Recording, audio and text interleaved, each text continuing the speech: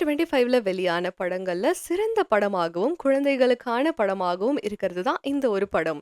Director ஹரிகுமரன், music director புவனேஷோடைய ஃப்ரெஷ்ஷான BGM, அதோட music நம்மள மெய் மறக்க வைக்குதுன்னு தான் சொல்லணும்.